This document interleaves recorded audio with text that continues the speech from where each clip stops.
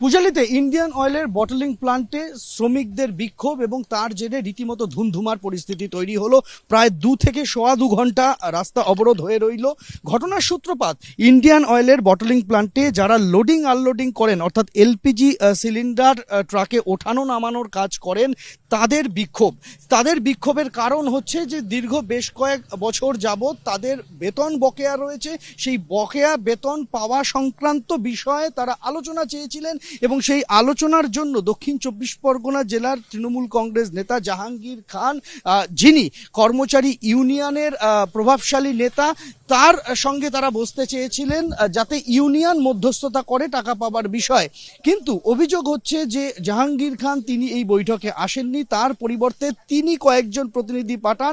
তাদের সঙ্গে উত্তপ্ত বাদানুবাদ এবং পরিস্থিতি হাতের বাইরে চলে যায় যখন শ্রমিকরা বিক্ষোভ দেখাতে শুরু করেন। আমরা দেখতে পাচ্ছি যে বিক্ষোভ যে জায়গায় পৌঁছেছিল, পরপর মোটরসাইকেল যেগুলিতে তৃণমূল কংগ্রেসের কর্মচারী ইউনিয়নের হয়ে যারা শ্রমিকদের সাথে কথা বলতে এসেছিলেন তাদের বাইক ভাঙচুর করা হয়েছে, বাইকে অগ্নিসংযোগ করা হয়েছে। এমনকি নয়াঞ্জলিতে বাইক পড়ে রয়েছে।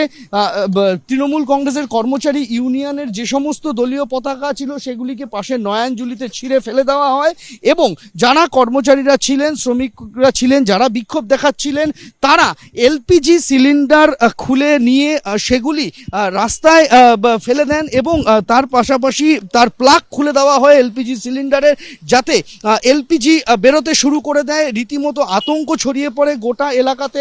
পরপর আমরা দেখতে পাচ্ছি যে মোটরসাইকেল নিয়ে যারা এসেছিলেন শ্রমিকদের সঙ্গে কথা বলতে, সেই তৃণমূল কংগ্রেসের নেতারা, কর্মী ইউনিয়নের সঙ্গে যুক্ত ব্যক্তিরা, তাদের মোটরসাইকেল ভাঙচুর করা হয়েছে।